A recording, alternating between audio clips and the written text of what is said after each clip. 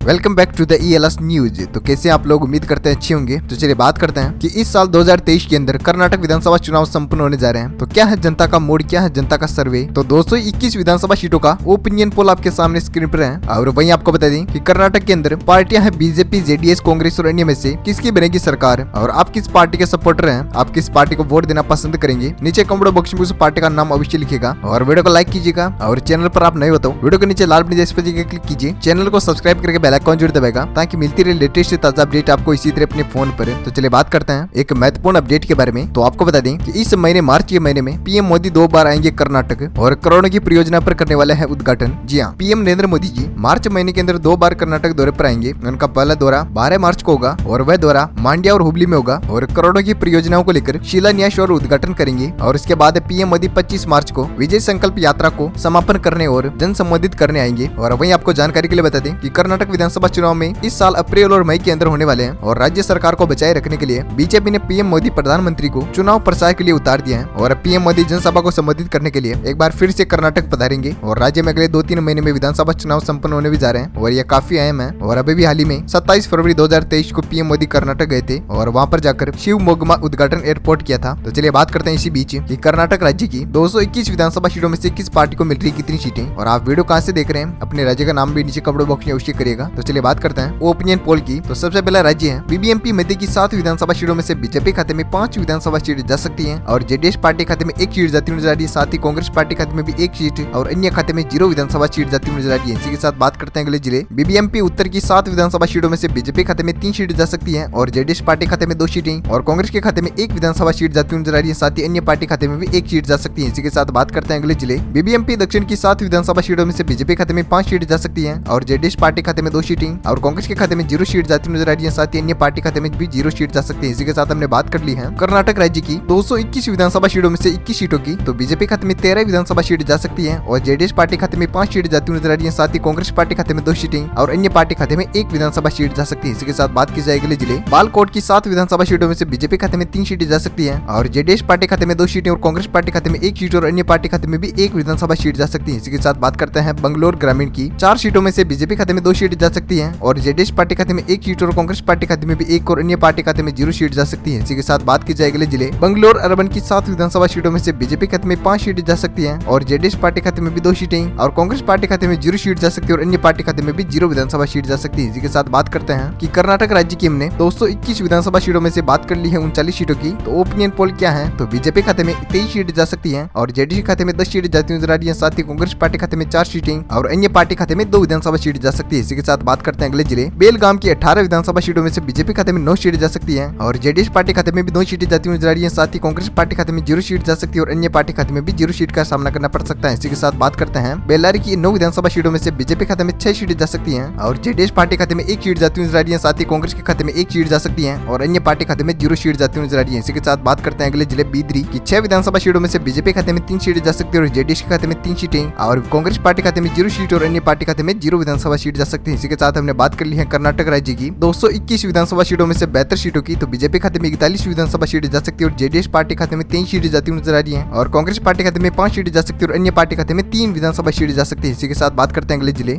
बीजापुर जिले की 8 विधानसभा सीटों में से बीजेपी खाते में 5 सीटें जा सकती है और जेडीएस पार्टी खाते में 2 सीट जाती नजर आ रही है। साथ ही कांग्रेस के खाते में 1 सीट जा सकती है और अन्य पार्टी खाते में 0 विधानसभा सीट जा सकती है। इसी के साथ बात की जाए चामराजनगर की 4 विधानसभा सीटों में से बीजेपी खाते में 2 सीट जा सकती है और जेडीएस पार्टी खाते में 1 सीट और कांग्रेस के खाते में 0 सीट जा सकती है और अन्य पार्टी खाते में 1 विधानसभा सीट जा सकती है। इसी के साथ बात करते हैं अगले जिले। चिकबलपुर की 5 विधानसभा सीटों में से बीजेपी खाते में 3 सीटें जा सकती है और जेडीएस के खाते में 1 सीट जाती नजर आ रही है। साथ ही कांग्रेस पार्टी खाते में 1 सीट और अन्य पार्टी खाते में 0 विधानसभा सीट जा सकती है। इसी के साथ हमने बात कर ली है कर्नाटक राज्य की 221 विधानसभा सीटों में से 89 विधानसभा सीटों की। तो बीजेपी खाते में 51 विधानसभा सीट जा सकती है और जेडीएस पार्टी खाते में 27 सीटें जा सकती है और कांग्रेस पार्टी खाते में 7 सीटें और अन्य पार्टी खाते में 4 विधानसभा सीटें जा सकती है। इसी के साथ बात की जाए अगले जिले। चिकमगलूर की 5 विधानसभा सीटों में से बीजेपी खाते में 3 सीटें जा सकती है और जेडीएस पार्टी खाते में 1 सीट और कांग्रेस पार्टी खाते में भी 1 और अन्य पार्टी खाते में 0 सीट जा सकती है। इसी के साथ हमने बात करते हैं अगले जिले। चित्रदुर्ग की 6 विधानसभा सीटों में से बीजेपी खाते में 2 सीटें जा सकती है और जेडीएस पार्टी खाते में भी 2 सीटें और कांग्रेस के खाते में 2 सीटें जाती नजर आ रही है। साथ ही अन्य पार्टी खाते में 0 सीट जा सकती है। इसी के साथ बात करते हैं अगले जिले। दक्षिण कन्नड़ की 8 विधानसभा सीटों में से बीजेपी खाते में 4 सीटें जा सकती है और जेडीएस पार्टी खाते में 2 सीटें जाती नजर आ रही है। साथ ही कांग्रेस के खाते में 2 सीटें और अन्य पार्टी खाते में 0 विधानसभा सीट जा सकती है। इसी के साथ हमने बात कर ली है कर्नाटक राज्य की 108 सीटों की 221 सीटों में से। तो बीजेपी खाते में 60 विधानसभा सीट सीटें जा सकती है और जेडीएस पार्टी खाते में 32 सीटें जाती हुई नजर आ रही है। साथ ही कांग्रेस पार्टी खाते में 12 विधानसभा सीटें जा सकती है और अन्य पार्टी खाते में 4 सीटें जा सकती है। इसी के साथ बात करते हैं अगले जिले दावणगेरे की 8 विधानसभा सीटों में से बीजेपी खाते में 5 सीटें जा सकती है और जेडीएस पार्टी खाते में 2 सीटें जाती हुई नजर आ रही है। साथ ही कांग्रेस के खाते में 1 सीट और अन्य पार्टी खाते में 0 सीट जा सकती है। इसी के साथ हमने बात कर ली अगले जिले धारवाड़ की 7 विधानसभा सीटों में से बीजेपी खाते में 4 सीटें जा सकती है और जेडीएस पार्टी खाते में 2 सीटें जाती हुई नजर आ रही है और कांग्रेस पार्टी खाते में 0 सीट जा सकती है और अन्य पार्टी खाते में 1 विधानसभा सीट जा सकती है। इसी के साथ बात करते हैं अगले जिले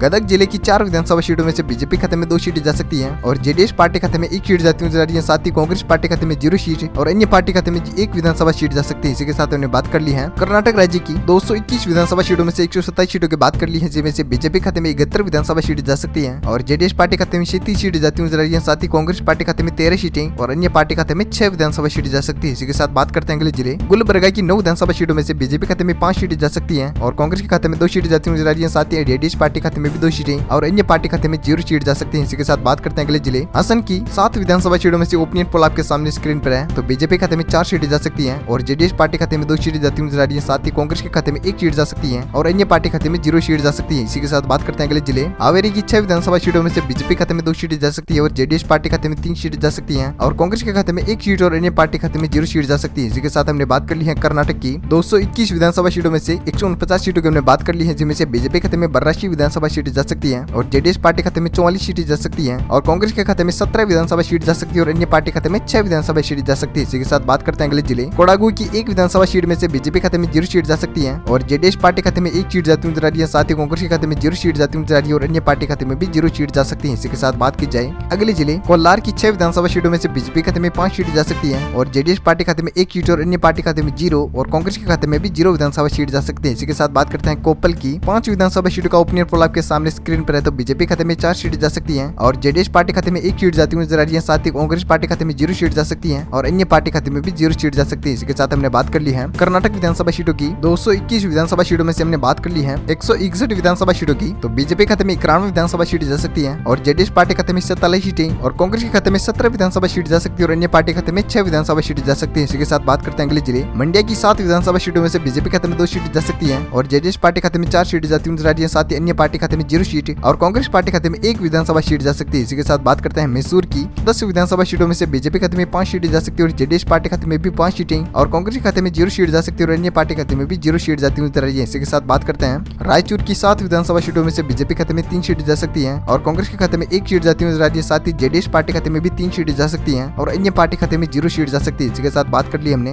कर्नाटक की 221 विधानसभा सीटों में से 185 सीटों की। तो बीजेपी खाते में 101 विधानसभा सीट जा सकती है और अन्य पार्टी खाते में 6 सीटें जा सकती है और जेडीएस पार्टी खाते में 59 सीटें जा सकती है और कांग्रेस पार्टी खाते में 19 विधानसभा सीटें जा सकती है। इसी के साथ बात करते हैं अगले जिले रामनगरम की 4 विधानसभा सीटों में से बीजेपी खाते में 2 सीटें जा सकती है और जेडीएस पार्टी खाते में 1 सीट जाती हुई नजर आ रही है। साथ ही अन्य पार्टी खाते में 0 सीट और कांग्रेस के खाते में भी 1 विधानसभा सीट जा सकती है। इसी के साथ बात करते हैं अगले जिले शिवगोमा की 7 विधानसभा सीटों में से 6 सीटें बीजेपी खाते में जा सकती है और जेडीएस पार्टी खाते में 1 सीट जा सकती है और कांग्रेस के खाते में 0 सीट जाती हुई नजर आ रही है। साथ ही अन्य पार्टी खाते में 0 सीट जा सकती है। इसी के साथ बात करते हैं तुमकर की 10 विधानसभा सीटों में से बीजेपी खाते में 5 सीटें जा सकती है और कांग्रेस पार्टी खाते में 1 सीट जाती हुई नजर आ रही है। साथ ही जेडीएस पार्टी खाते में 4 सीट जा सकती है और अन्य पार्टी खाते में 0 सीट जा सकती है। इसी के साथ हमने बात कर ली है कर्नाटक राज्य की 221 विधानसभा सीटों में से 206 सीटों की। तो बीजेपी खाते में 114 विधानसभा सीटें जा सकती है और जेडीएस पार्टी खाते में 65 सीटें जा सकती है और अन्य पार्टी खाते में 6 सीटें और कांग्रेस के खाते में 21 विधानसभा सीटें जा सकती है। इसी के साथ बात करते हैं अगले जिले उडुपी की 5 विधानसभा सीटों में से बीजेपी खाते में 4 सीटें जा सकती है और जेडीएस पार्टी खाते में 1 सीट जा सकती है और कांग्रेस पार्टी खाते में 0 सीट और अन्य पार्टी खाते में भी 0 विधानसभा सीट जा सकती है। इसी के साथ बात करते हैं उत्तर कन्नड़ की